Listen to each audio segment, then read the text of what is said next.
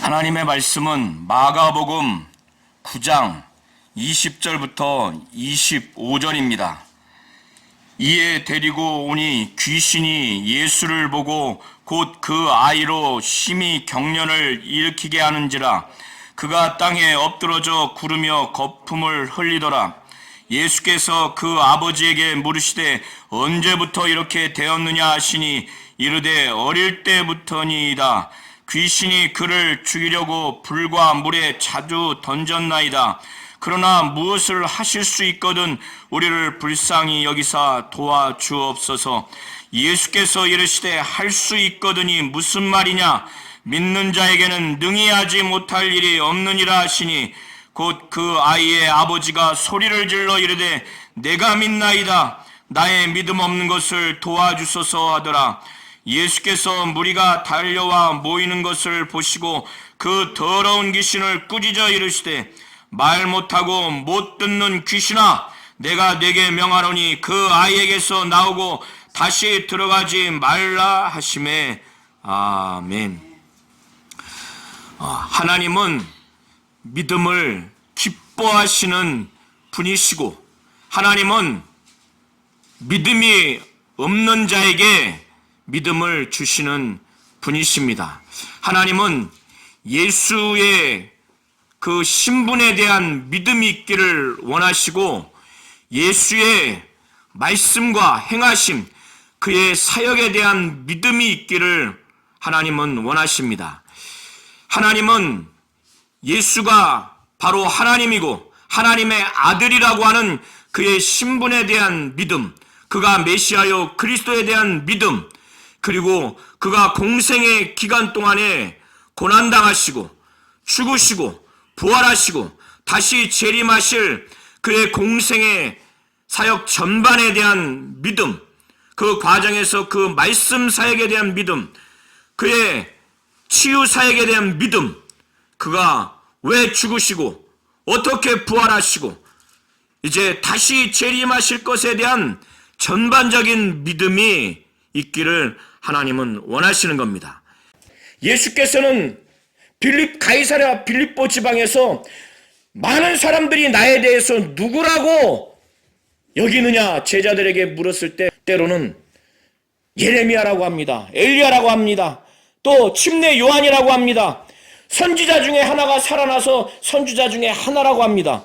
그래서 많은 사람들이 선지자라고 예수에 대해서 인식하고 있다고 하는 것을 보고를 들었을 때 예수께서는 그 사람들이 어떻게 알고 그 사람들을 교정시키려고 하는데 관심 있는 것이 아니라 이제 제자들에게 자신이 그리스도라고 하는 것을 확실히 인식시켜주고 이제 그리스도로서 메시아로서 고난당하시고 죽으시고 다시 사흘 만에 부활할 것이라고 하는 것을 제자들에게 이것을 가르쳐 주시기 위해서 메시아라고 하는 신분과 이 메시아 바로 그리스도로서 어떠한 사역을 하고 있는지 유대인들과 제자들이 알고 있는 그리스도로서의 사역을 그들이 잘못된 지식과 개념을 갖고 있기 때문에 그걸 변화시켜 주시기 위해서 다시 교정시켜 주시기 위해서 이거를 가르쳐 주지 않은 상태에서 주님이 예루살렘에 올라가서 대제사장들과 서기관들과 장로들에게 많은 고난을 당하고 죽임당하는 이 광경을 볼 때 충격받지 않겠어요? 유대인들과 제자들은 정치적이고 군사적인 메시아를 이들이 생각을 하고 있었어요. 그래서 예수가 만약에 메시아라면은 과거 구약 이스라엘 그 민족에게서 다윗 왕국을 건설한 것처럼 강력한 정치적인 메시아, 군사적인 메시아, 이걸 기대한 거예요. 그런데 예수가 자신이 그리스도라고 하는 성경적인 그 메시아 개념을 가르쳐주고 그 메시아가 어떠한 사역을 하는지를 가르쳐주지 않으면 제자들이 예수가 그렇게 붙잡혀가고 채찍 맞고 죽는다고 하는 이 광경을 볼 때 충격받을 수가 있기 때문에 주님을 온전히 쫓아갈 수 없기 때문에 그때 너희는 나를 누구라고 하느냐? 그러나 너희는 나를 누구라고 하느냐 했을 때 베드로가 주는 그리스도시요 살아계신 하나님의 아들이니이다 이런 고백을 하니까 예수는 굉장히 만족을 해요. 바요나 시몬아, 내가 복이 있도다. 이것을 알게 하는 이는 혈육이 아니라 인간의 지식과 능력과 경험에 의해서 한 것이 아니라 바로 하늘에 계신 내 아버지다. 내 아버지가 계시를 했기 때문에 내가 복되다고 하는 거예요. 그때까지는 베드로가 하나님 아버지의 계시를 그대로 받아들여서 주는 그리스도시요 살아계신 하나님의 아들이라고 하는 그 예수에 대한 신분에 대한 계시를 받아서 그 믿음을 가졌어요. 그러나 그 다음에 자신이 이제 이 제자들이 베드로를 필두로 해서, 베드로를 시작으로 해서 자신이 그리스도라고 하는 믿음, 또 하나님의 아들이라고 하는 믿음을 하나님 아버지로부터 계시를 받아서 이들이 확실히 갖고 있었기에 이제 예수는 자신이 정치적이고 군사적인 메시아 그리스도가 아니라 바로 구약의 이사야를 통해서 또 모세를 통해서 선지자를 통해서 예언한 그 메시아, 고난받는 메시아, 그 메시아가 받아야 할 그 순환, 그가 감당해야 할 그 사역의 모습을 제자들에게 피로써 이제 가르친 거예요. 그래서 인자가 예루살렘에 올라가서 대제사장들과 서기관들과 장로들에게 많은 고난을 당하고 죽임을 당한 다음에 사흘에 후에 살아날 것이라, 이런 얘기를 들으니까 베드로는 자신들은 정치적이고 군사적인 메시아인 바로 예수의 모습을 생각했는데, 아니 죽으신다고 하니까, 많은 고난을 당하시고 죽으신다고 하니까 사흘 만에 살아날 것이라고 하는 부활에 대한 것은 아주 염두에 두지도 않았어요. 이들은 그게 무슨 말인지도 모릅니다. 이들은 그래서 노중에서 누가 크냐 이런 다툼까지 할 정도예요. 주님이 생각하는 그 메시아 그리스도의 모습은 안중에도 없었습니다. 야고보와 그 요한은 나중에 그의 어머니를 통해서 주의 나라에 임할 때 그 좌편에 우편에 앉게 해달라고 여전히 주님이 메시아로서 정치적이고 군사적인 메시아로서 이스라엘 나라를 회복하면은 높은 자리에 좌편에 우편에 앉을 생각만 가득했습니다. 모든 걸 버리고 주님을 쫓은 자들이라 할지라도 이 베드로는 이 얘기를 듣고 예수를 막 꾸짖듯이 주님을 막 만류합니다. 그리하지 마옵소서, 막 꾸짖는 거예요. 그리하지 마옵소서. 이런 일이 주에게 미치지 아니할 것입니다. 간하고 항변한다고 하는 것은 막 꾸짖은 겁니다. 어떻게 제자가 베드로가 주님을 향해서 꾸짖을 수 있을까? 그만큼 유대인들이 생각하는 정치적인 군사적인 메시아의 그 관념, 개념이 꽉 찼기 때문에 사람의 일을 생각하고 하나님의 일을 생각지 않으니까 이렇게까지 되는 겁니다. 이런 제자들을 향해서 자신을 쫓아오려면, 온전한 제자가 되려면 자기를 날마다 자기를 부인하고 날마다 자기 십자가를 지고 주님을 쫓으라는 거예요. 그 과정에서 왜 그렇게 해야 되는지를 설명합니다. 이렇게 하지 않으면 자기의 육신의 목숨을 구하기 위해서 주님과의 그 관계를 단절하는, 부인하기 때문에 영원한 생명을 잃어버릴 수 있기 때문에, 그리고 영원한 생명을 결국에는 얻고자 하는 자는 자기 목숨을 잃어버리면서까지 영원한 생명을 얻을 수 있기 때문에 날마다 자기 십자가를 치고 자기를 부인하고 주님을 쫓으라고 그렇게 하는 겁니다. 그리고 인자가 영광 중에 아버지의 영광으로 천사들의 영광으로 함께 올 것인데 그때 각 사람이 행한 대로 갚으리라는 거예요. 주와 복음을 부끄러워하면 그때 그렇게 하는 자에게 부끄럽게 여길 거라고 말씀을 하셨어요. 그리고 나중에 하나님의 나라를 볼 자들도 있고 하나님의 나라가 권능으로 임하는 것을 본다는 거예요. 그리고 인자가 왕권으로 올 것을 볼 자들도 있다고 예수께서 이렇게 말씀을 하셨어요. 그런데 베드로와 제자들이 예수가 그 메시아로서 고난당하시고 죽으시고 부활하실 것이라고 하는 확실한 그 내용을 알지 못해요. 그것에 대한 믿음이 없어요. 부활에 대한 것은 당연히 더 염두에 두는 그런 자세가 아닙니다. 그런 믿음이 없어요. 그리스도의 그 정체성과 그리스도의 그 사역, 그의 고난당하시고 죽으시고 부활하신 것이라고 하는 이 모든 것들을 이제 말로만으로는 더 이상 이들이 확실히 충격받으면서 믿음을 가질 수 없기 때문에 이제 산 위에 데리고 가서 아주 충격적인 것을 보여주고 들려주게 하기 위해서 이 제자들 중에서 베드로와 야고보와 요한만 따로 데리고 올라갑니다. 우리 성도님들이 이 과정에서 이걸 잘 보셔야 됩니다. 이 과정에서 예수는 또 그 과정에서 기도하기 위해서 이 제자들을 데리고 올라갑니다. 기도를 합니다. 기도를 하는 과정에서 베드로와 야고보와 요한이 보는 아주 충격적인 모습을 보게 됩니다. 그것은 어떤 모습이냐? 첫 번째는 예수의 얼굴과 예수의 그 옷이 갑자기 변화돼요. 그 옷이 해같이 확 빛납니다. 사도 요한은 요한계시록에 그가 환상 중에 예수를 봤는데 지금 베드로, 야고보, 요한이 본 모습과 똑같은 모습이에요. 예수의 얼굴이 평상시의 모습이 아니라 해와 같이 막 빛난 모습이에요. 얼굴을 제대로 봤겠어요? 그리고 예수의 옷이 이 세상에서 그 옷을 빠는 자가 아무리 빨아도 그처럼 광채가 날 만큼 광채가 나는 거예요. 빛이 비치는 옷이에요. 그리고 너무 희어져. 그러니까 이 세상에서 빨래하는 자가 도저히 희게 할 수 없을 만큼 그의 얼굴과 그의 옷이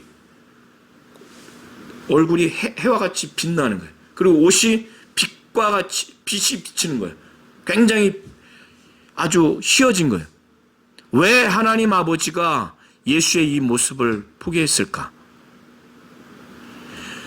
그 모습이 변화됐다고 하는데 그 원어의 그 단어의 그 성격은 신적인 수동태인데 이게 무슨 말이냐면 어려운 말인데 하나님이 어떠한 일을 직접적으로 했을 때 하는 그 단어의 성격인 거예요. 예수의 얼굴이 갑자기 기도하는데 해와 같이 빛났어요. 우리 성도님들 한번 베드로, 야고보, 요한 옆에 있다고 생각해 보세요. 만약에 그 시간이 어두운 날이다. 근데 예수님의 얼굴이 해같이 빛났어요.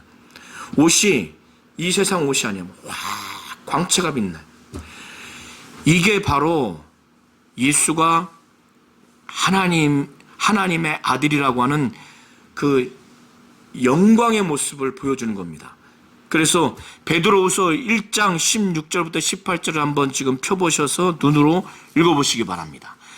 나중에 베드로는 이때는 알지 못했는데 나중에 이거를 깨닫습니다. 이 모습을 이 당시에 우리 성도님들이 예수의 이 모습을 볼 때 기쁠 것 같습니까? 두려울 것 같습니까? 이 두 가지가 다 있는 거예요. 두 가지가 다 있는 겁니다. 죄인인 인간이 하나님의 음성을 듣거나 하나님의 그 모습을 보게 되면 엄청난 두려움이 생깁니다. 베드로와 야고보와 요한은 정말 두려움이 생겼어요. 그래서 이 동일한 내용이 마가복음과 누가복음에도 각각 기록되어 있는데 종합해서 보면은 그때 예수의 이 모습을 봅니다. 그리고 그 다음에 연이어서 또 충격적인 모습을 보는데 이스라엘 사람들이 가장 존경하고 가장 영적으로 사랑하는 두 사람이 등장을 해요. 바로 모세와 엘리야가 등장합니다. 이들은 이스라엘 민족은 모세와 엘리야는 정말 자기들의 영적인 최고의 조상으로 생각합니다. 모세와 엘리야는 구약을 대표하는 선지자예요. 모세는 율법을 상징하는 또 대표하는 그 선지자고, 엘리야는 선지자를 대표하는 자입니다. 그래서 왜 제자들 앞에 예수의 평상시의 모습이 아니라 얼굴이 해와 같이 빛나는 모습, 그리고 옷이 이 세상에서 빨래를 빠는 자가 아무리 빨아도 그렇게 희귀할 수 없을 만큼 빛이 비치는 옷으로 가장 휘어지는 눈부시는 모습으로 보였을까?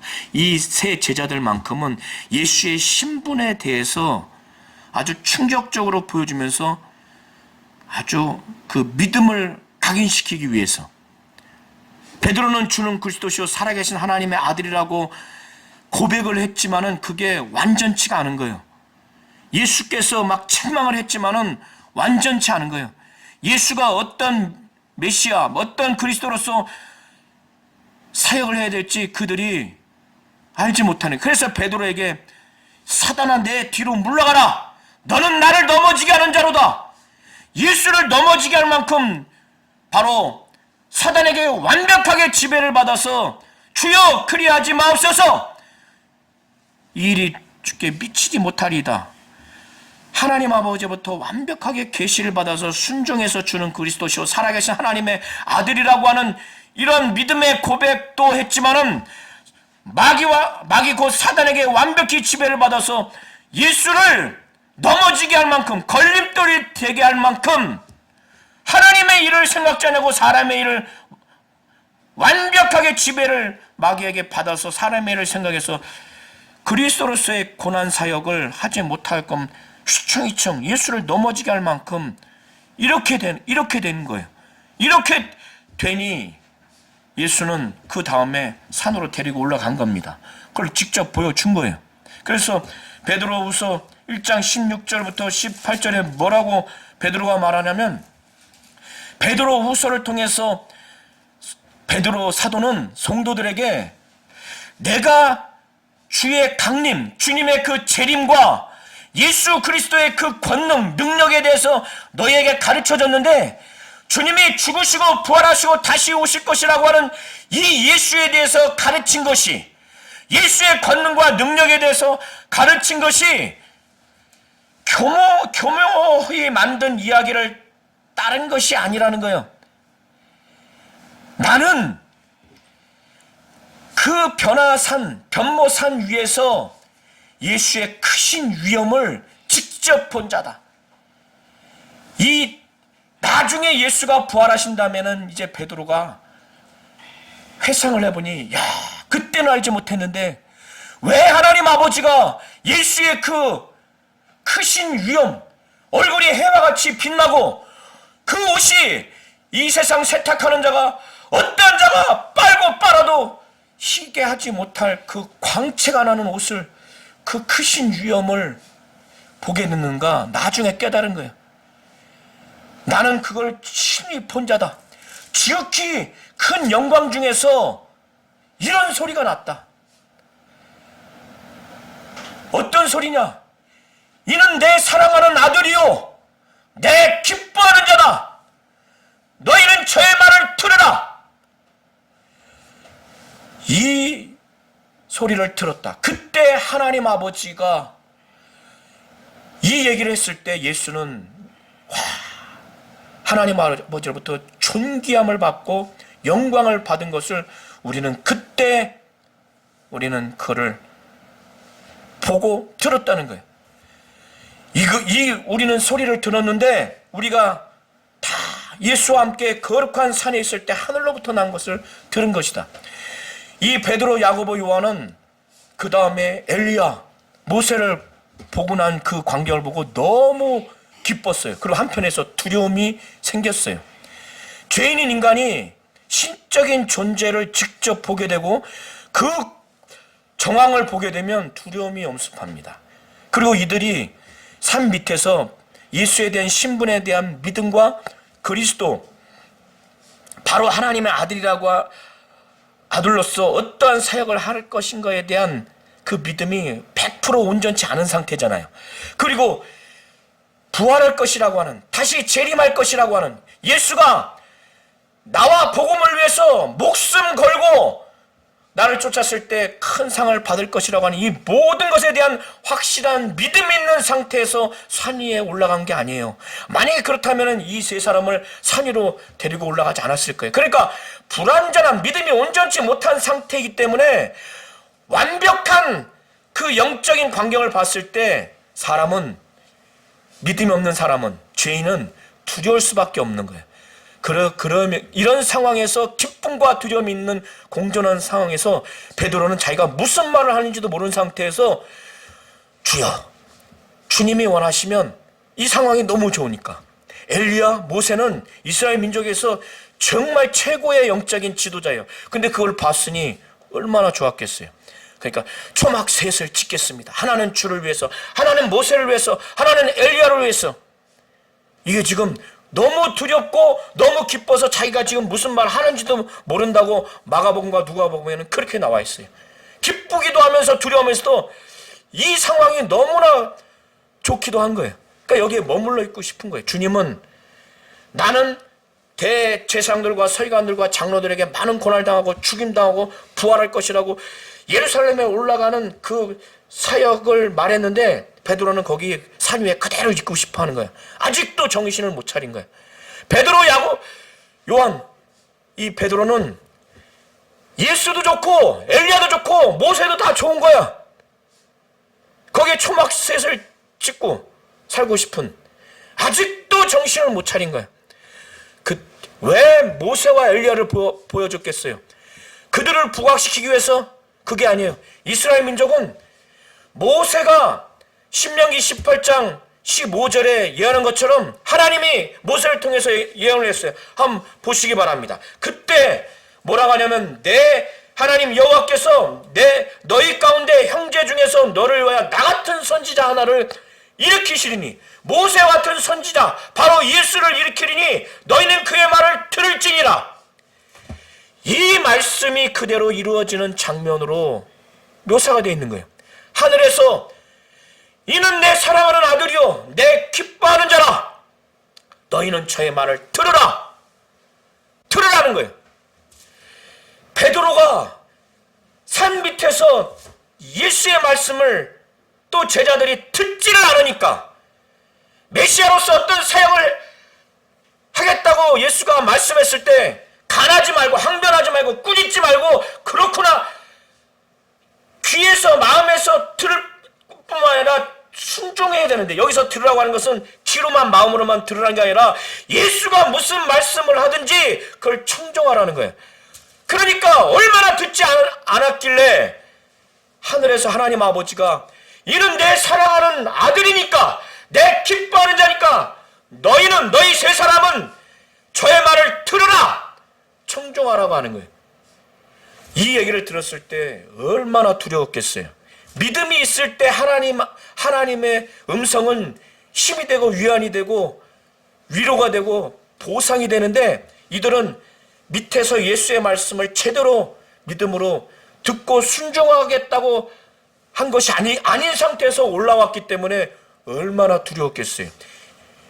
이 얘기 듣자마자 그냥 무릎이 꺾일 정도로 무릎 꿇고 찾아보지도 못해. 하나님 아버지의 음성이 들리니까 얼마나 두렵겠어요. 저 동물의 왕국에 보니까 동물들이 가장 두려워하는 목소리가 뭔지 아세요? 사자, 호랑이가 아니에요. 시험을 해봤더니 사람의 목소리예요. 종이 다른 사람의 목소리가 가장 두려워서 다 도망가.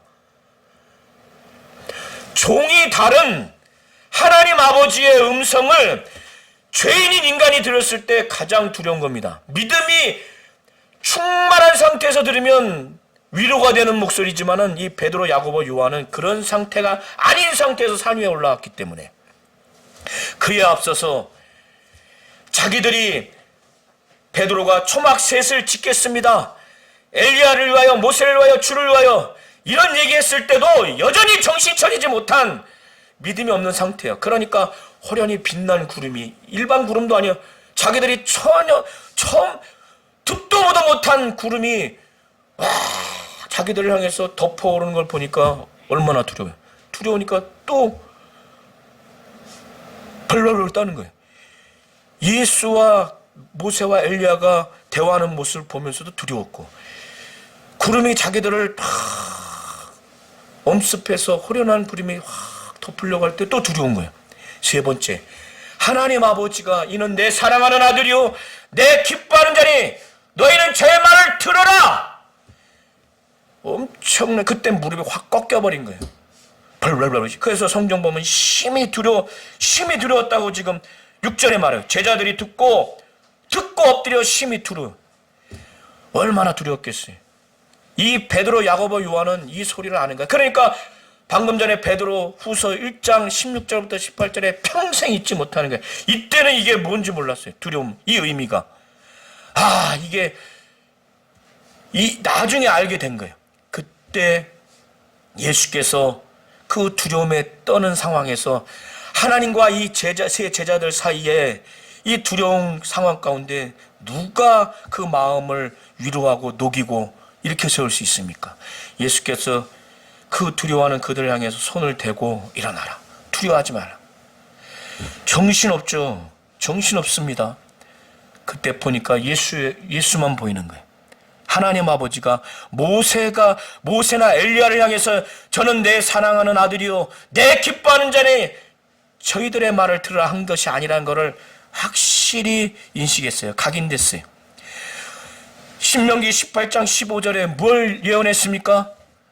모세는 나와 같은 선지자를 하나님이 그때 세울 거라고 바로 예수를 두고 말하는 거야. 그때 그가 무슨 말하는지 그의 말을 들으라. 하나님 아버지가 이 예언의 말씀을 이루는 장면입니다. 바로 모세를 등장시키게 한 것은 모세가 예언한 바로 그 메시아가 바로 이 예수라고 하는 것을 이 제자들에게만큼은 보여준 거예요.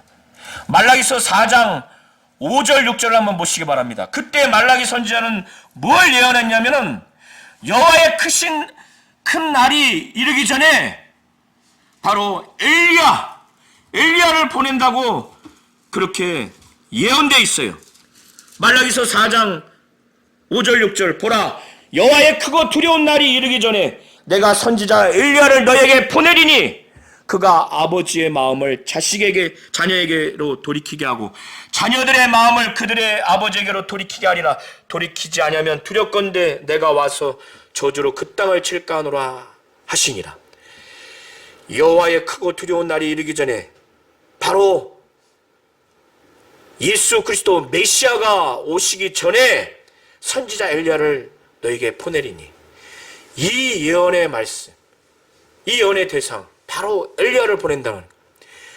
그래서 하늘에서 엘리야를 바로 보여준 것은 그리스도 메시아가 오기 전에 하나님은 엘리야를 보낸다는 거예요. 엘리야의 심정으로 온 자가 누구냐? 바로 침례 요한이에요. 그래서 바로 이들에게 이 예수가 모세가 예언한 메시아 그리스도, 하나님이 그리스도 메시아가 오기 전에 엘리야를 보내는 엘리야가 바로 왔기 때문에 이 예수가 그리스도 메시아라고 하는 것을 바로 각인시켜주기 위해서. 그러니 모세와 엘리야는 율법을 대표하고 선지자를 대표하는 자이지만 이 두 인물이 예언하고 이 그리스도와 메시아가 왔다고 하는 그 전조로서의 엘리야를 보여줬기 때문에 하나님 아버지는 이 세 제자에게 각인시켜주는 거예요. 아주 충격적으로 바로 이 예수가 내 아들이고 이가 그리스도니 이는 내 사랑하는 아들이요 내 기뻐하는 자니 너는 저의 말을 들어라. 이제 이 이후에는 들어라. 이 산 밑에 오기 전까지는 듣지 않으니까. 그런 다음에 산 위에서 쭉 내려오면서 제자들에게 예수가 내가 살아나기 전까지는, 살아날 때까지는 너희들이 지금 본 것을 아무에게도 말하지 마라. 나머지 산 밑에 있는 9 제자들에게도 말하지 마라.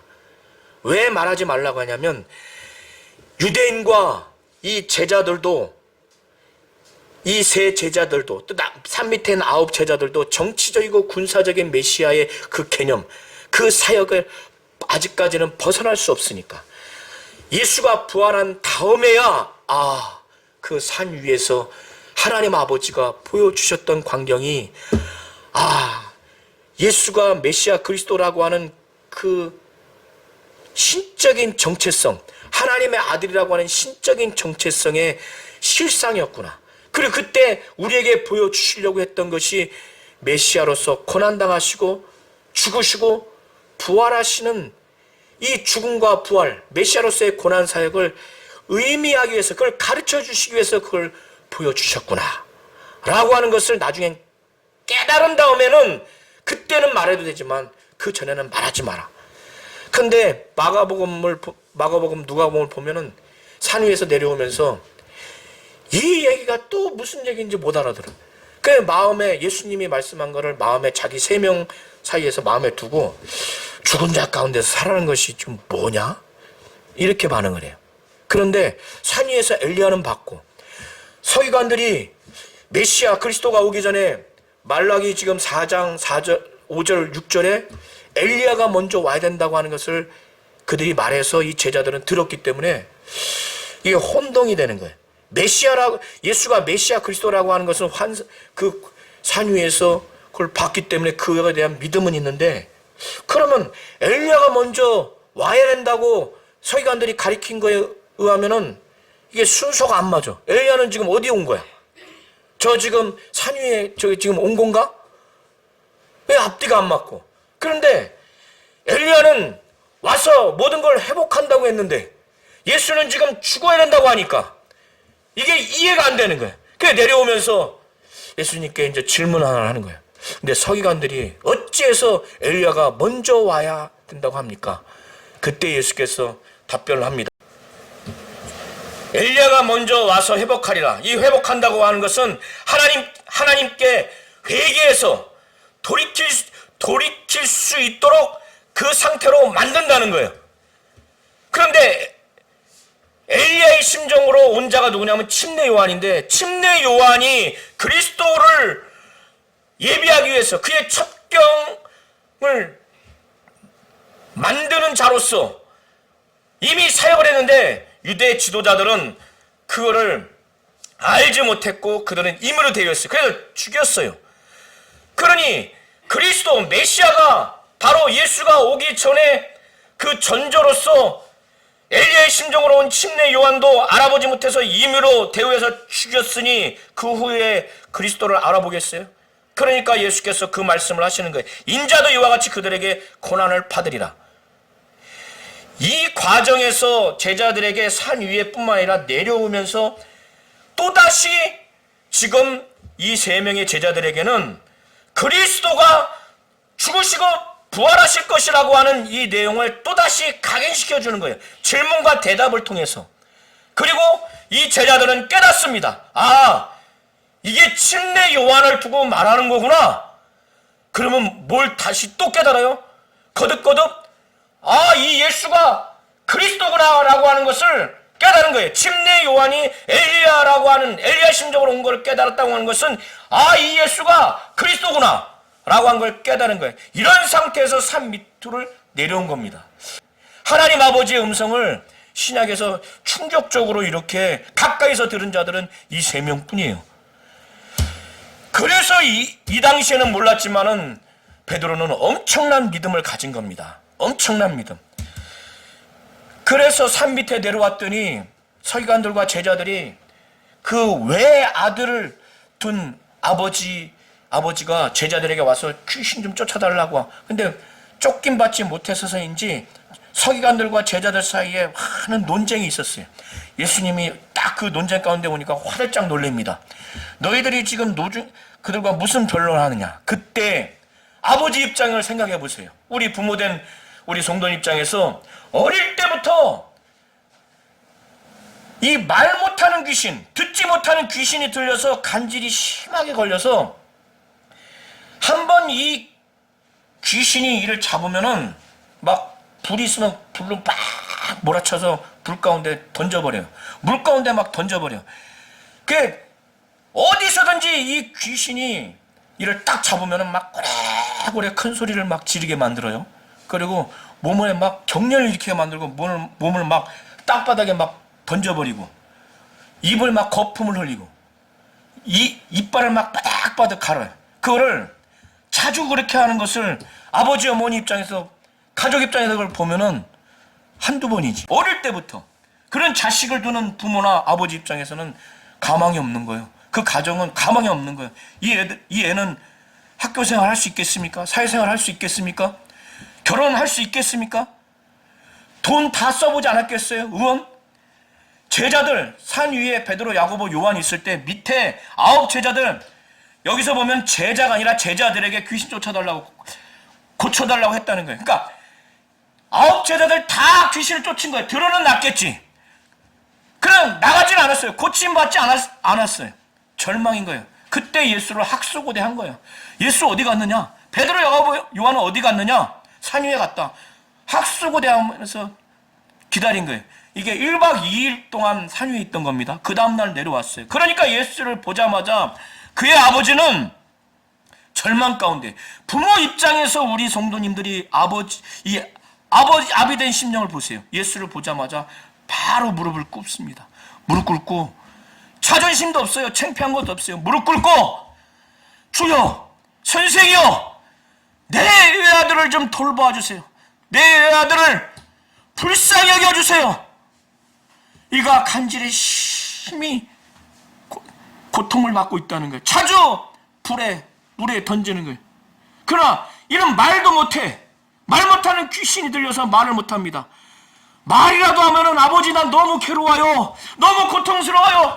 나 좀 밧줄로 묶어주세요. 그런데 말을 못해. 근데 이 듣지도 못하는 귀신이 들려서 만약에 듣는 것까지 못 들었다면은 자기의 고통을 말도 못하고 위험을 말도 못하고 그런데 듣지도 못해. 얘야 거기 가지 마.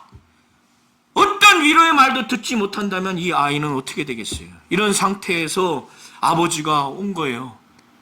그 예수께 제자들에게 귀신 쫓아달라고 병 고쳐달라고 하는데 못 고쳐야되다. 그때 예수께서 뭐라고 하냐면 이 믿음이 없고 이 패역한 세대요.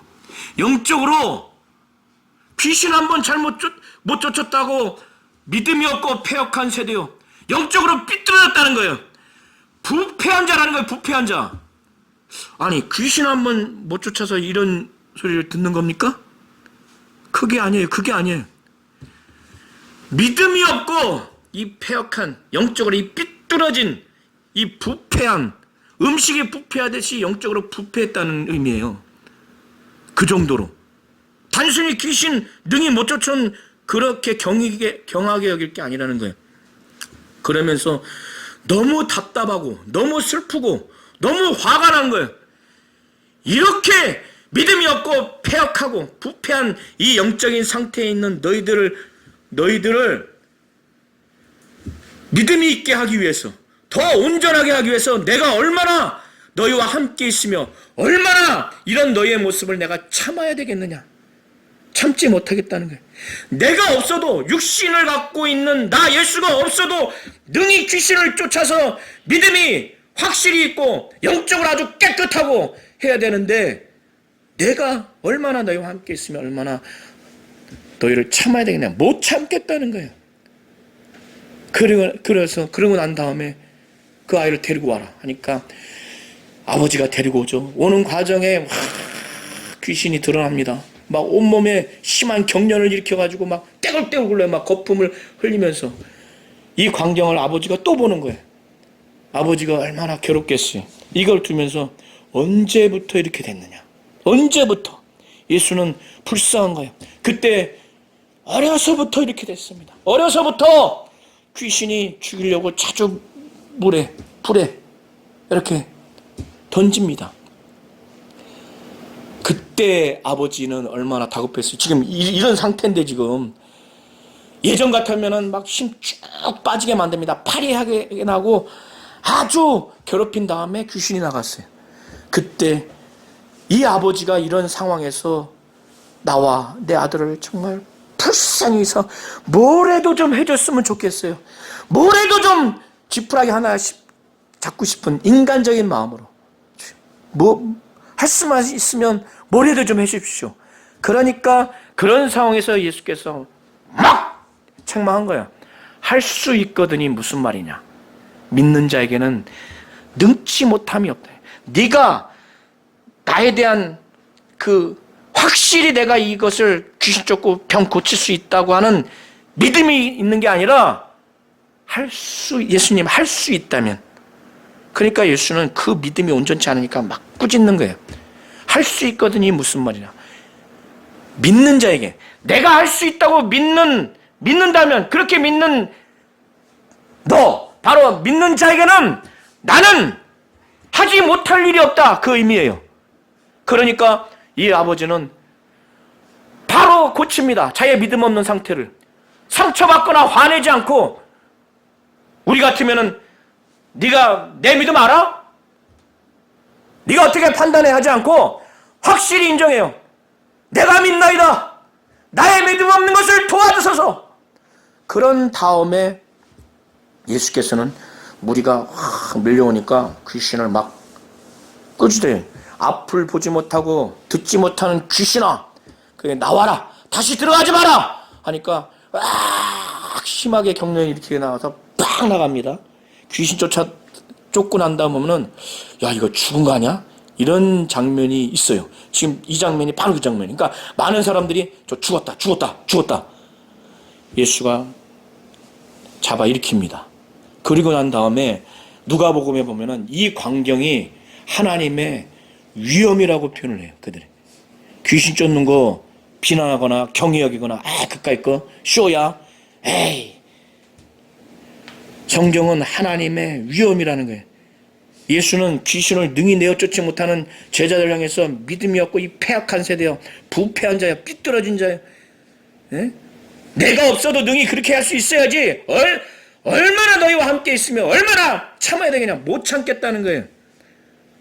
아버지에게도 믿음을 요구하잖아요. 우리 오늘 한번 본문을 한번 읽어보시기 바랍니다. 다시. 자, 우리 마가복음. 자, 제가 한번,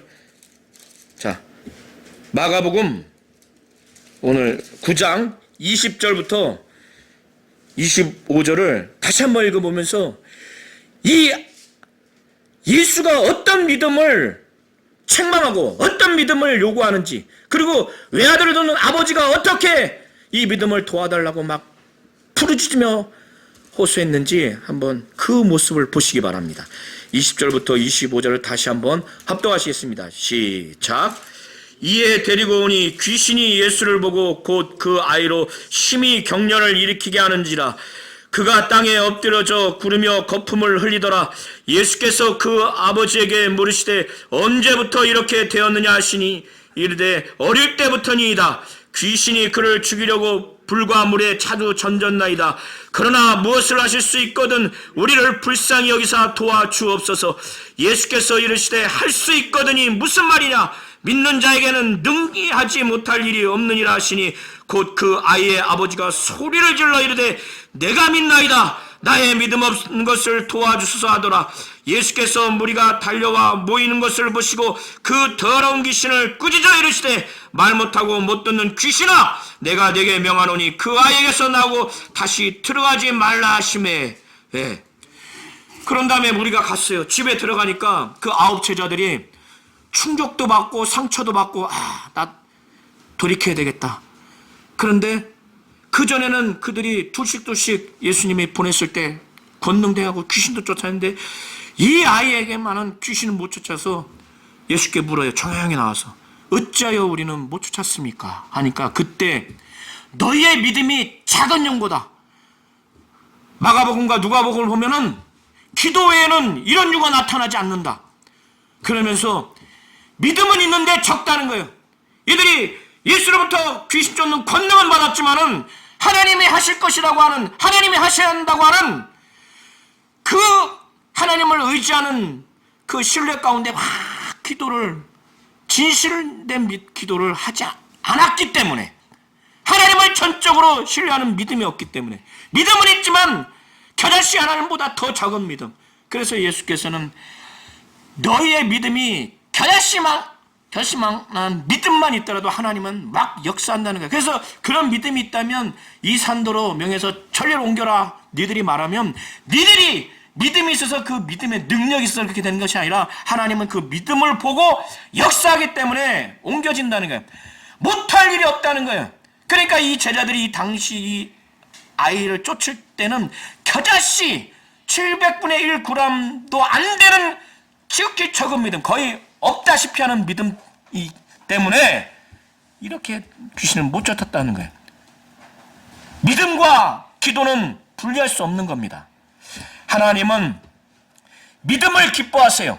히브리서에도 하나님은 믿음이 없이는 하나님을 기쁘시게 할 수 없나니 하나님은 하나님께 나아가는 자는 그가 반드시 계신 것과 그가 상주시는 이심을 믿어야 한다고 그랬어요.